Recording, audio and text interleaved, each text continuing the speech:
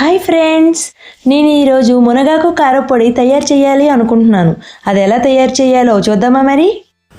First మునగాకుని వాటర్లో బాగా wash చేయండి. వాష్ చేసిన తర్వాత హోల్స్ ఉన్న జల్లెని తీసుకొని అందులో వడపెట్టి అదేవిధంగా కరివేపాకును కూడా వాష్ చేసి నీట్గా జల్లెల్లో వడపెట్టాలి. వడపెట్టిన తర్వాత ఫ్యాన్ గాలి కింద ఒక క్లాత్లో వేసి బాగా ఆరబెట్టాలి.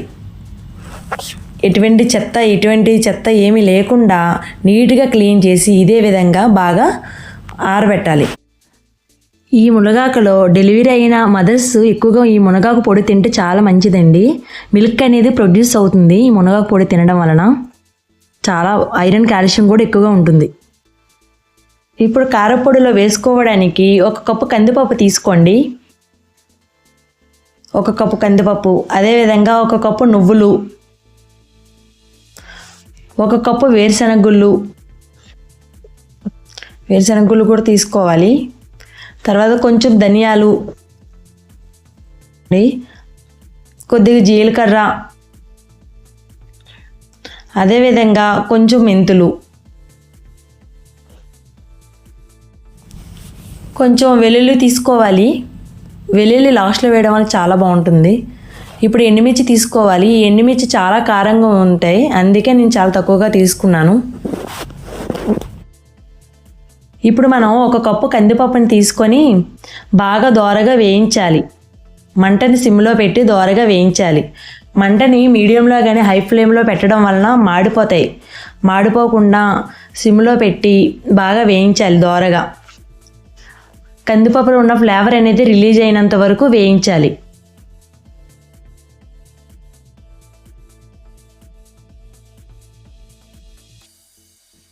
ఇప్పుడు 1 కప్పు నువ్వులు తీసుకోవాలి. నువ్వులు 1 కప్పు తీసుకొని బాగా వేయించాలి చిటపటలాడినంత వరకు. ఎక్కువ హై ఫ్లేమ్లో మాత్రం పెట్టద్దు, నువ్వులు త్వరగా మాడిపోతాయి.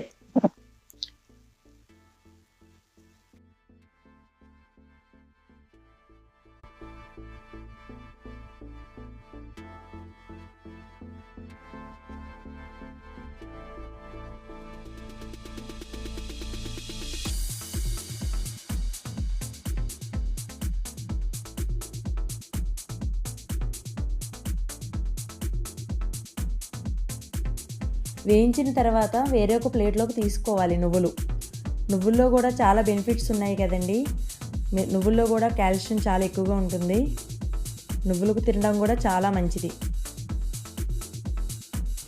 ఇప్పుడు 1 కప్పు వేరుశనగలు తీసుకొని దోరగా వేయించాలి. మంటని సిమ్లో పెట్టి దోరగా వేయించాలి.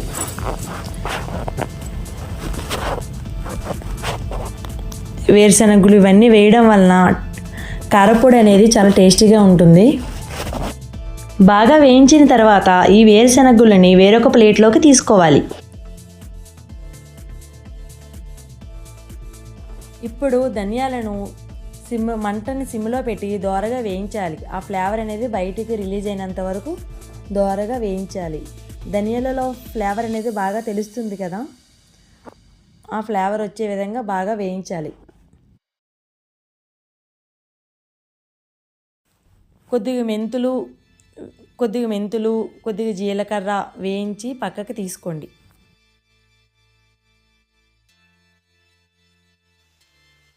వన్ కప్ కరివేపాకు తీసుకోవాలి. కరివేపాకు బాగా డ్రై రోస్ట్ అవ్వాలి అంటే టైం పడుతుంది. బాగా క్రిస్పీగా వచ్చినంత వరకు బాగా డ్రై రోస్ట్ చేయాలి. అప్పుడే పౌడర్ అవ్వడానికి కూడా వీలుగా ఉంటుంది. ఈ కరివేపాకులో కూడా చాలా హెల్త్ బెనిఫిట్స్ ఉన్నాయి. ఈ కరివేపాకు డైలీ తీసుకోవడం వల్ల మన హెయిర్కి చాలా మంచిది. ఈ కరివేపాకు డైలీ తీసుకోవడం వల్ల కిడ్నీలో రాళ్ళు రాకుండా చూసుకుంటుంది. ఆల్రెడీ రాళ్ళు ఉంటే కరిగిపోవడానికి దోహదపడుతుంది. కరివేపాకు బాగా క్రిస్పీగా వేయించిన తర్వాత వేరొక బౌల్లోకి తీసుకోవాలి. ఇప్పుడు ఒక బౌల్తో మునగాకును తీసుకోవాలి. మునగాకులో చాలా హెల్త్ బెనిఫిట్స్ ఉన్నాయి. చాలా ఔషధ గుణాలు చాలా ఎక్కువగా ఉన్నాయి. బీపీ, షుగరు అటువంటి రాకుండా చూసుకుంటుంది. ఐరన్ అనేది చాలా ఎక్కువగా ఉంటుంది.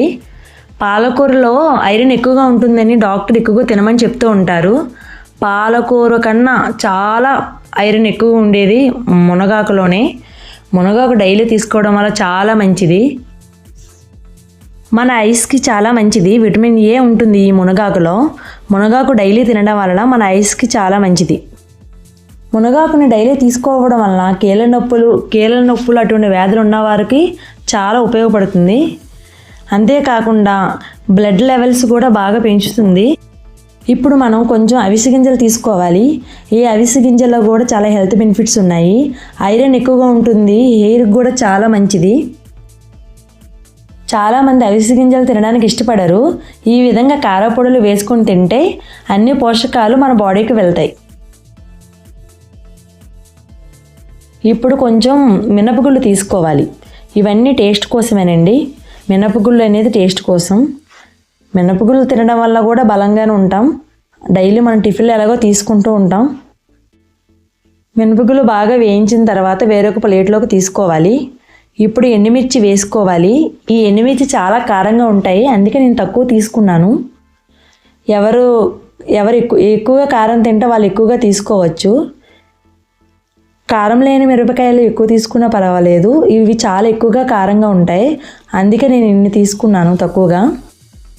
మిరపకాయలని సిమ్లో పెట్టి వేయించాలి, లేదంటే మిరపకాయల ఘాటు చాలా ఎక్కువగా వస్తుంది. మనం బాగా వేయించుకున్న వేరుశనగుళ్ళు, కందిపప్పు, మినపగుళ్ళు, ఎండుమిర్చి, జీలకర్ర, మెంతులు వేయాలి.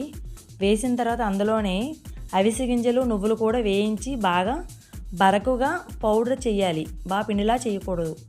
తర్వాత అందులోనే కరివేపాకు కూడా వేసి పౌడర్లా, కరివేపాకుతో పాటు క్రిస్టల్ సాల్ట్ కూడా వేయండి, అంటే కల్లుప్పు అంటాం కదా అది. ఈ పౌడర్లోకి కొంచెం చింతపండు టేస్ట్ కోసం, వెల్లుల్లి తీసుకోవాలి. అవన్నీ వేసి బాగా మిక్సీ పట్టించాలి. వెల్లుల్లి వేసిన తర్వాత కొంచెం కచ్చపచ్చ మిక్సీ పట్టించండి. మిక్సీ పట్టించిన తర్వాత చూడండి ఎంత బాగుంది. స్మెల్ కూడా చాలా బాగుంటుంది. వేడివేడి అన్నంలో ఒక స్పూన్ వేసుకొని నెయ్యి వేసుకొని తింటే ఉంటుంది, అబ్బా సూపర్. మునగాకులో కాల్షియం ఎక్కువగా ఉండడం వలన బోన్స్ కూడా చాలా స్ట్రాంగ్ అవుతాయి. డైలీ తినడానికి ట్రై చేయండి.